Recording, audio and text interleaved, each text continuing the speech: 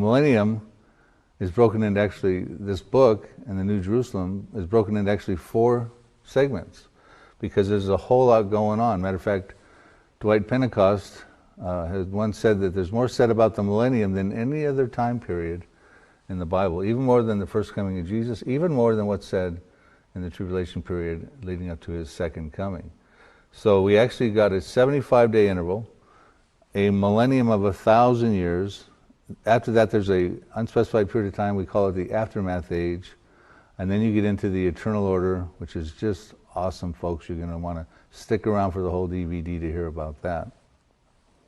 So we have a 12-stage timeline that we're dealing at. And right now we're on stage 1, the church age, as we film this DVD. And Jesus could come get his bride at any time, his bride, the church, in the rapture. Stage 2 you have is the rapture, which we just talked about, and then that leads into that post-rapture, pre-tribulation time gap of unspecified period of time of length. Some people think that could be, and myself included, 2 or 3 years, or even more perhaps. It could be far less. It's unspecified. We don't know. But it is coming after the rapture. Then the false covenant gets confirmed by the Antichrist with Israel and the many in Daniel 9:27. Stage 4 on the timeline. Stage 5, you then enter into the first 3.5 years of the tribulation period. Stage 6, you have the midpoint. We talked about all the things going on there. Stage 7, we get into the second half, the final 3.5 years of great tribulation, and that would be the 7-year tribulation. Now we get into the second coming, happens on stage 8 of the timeline. Stage 9, we have the 75-day interval, which I will be talking about next. Then you have the millennium, stage 10. Stage 11, you have the aftermath age, and stage 12, you have the eternal order. So the books are designed to fit into all these stages of the timeline. You see that the now and the next go in the pre-tribulation area, the last and the final go into the tribulation area, and then the millennium will cover, the Millennium Prophecies book will cover the remainder. Before we get into the 75-day interval, because folks, there's a lot of things going on there, and you might be surprised, setting up the millennium is not all sugar and spice and everything nice. Jesus Christ is going to have to deal with some pretty big issues. There's people running around in the world. When Jesus Christ comes and he destroys the armies of the Antichrist in the Armageddon campaign, he's only destroying the soldiers mostly. There are still civilians running around who have the mark of the beast that are unbelievers. There's fallen angels still on the planet. So Jesus Christ has to deal with some things, and he's going to do that in the 75-day interval period. But I don't want to get ahead of myself, because we want to talk about the highlights in the millennium, because they are really spectacular. Jesus Christ will reign on the earth. There will be a global government ruled by Jesus Christ. Now I have the verses next to the highlights. Only gladness and rejoicing in millennial Jerusalem, a world filled with the knowledge and glory of the Lord. Many kind-hearted people leading righteous lives, no more war.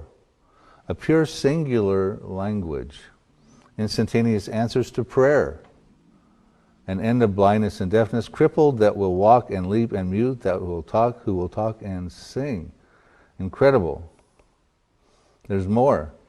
No remembrance of bad events from the past. Places restored, especially the Israel and Jerusalem area, to Garden of Eden-like conditions. Children will play with dangerous animals and venomous snakes. There will be life in the Dead Sea, gushing waters in wildernesses and streams flowing in deserts. Abundant vegetation, grain and grapes that grow faster than they can even be harvested. Many vineyards that will drip with sweet wine, and robust construction and farming industries. These are just a few of the things that are going to be taking place in the millennium. Now I want to introduce you to the 75-day interval spoken about in Daniel 12, verses 12, 11 and 12. And here's what it says. And from the time that the daily sacrifice is taken away, and the abomination of desolation is set up, there shall be 1,290 days. So he's talking about 1,290 days. That's 30 days beyond the 1,260 days allotted for the second half of the Great Tribulation.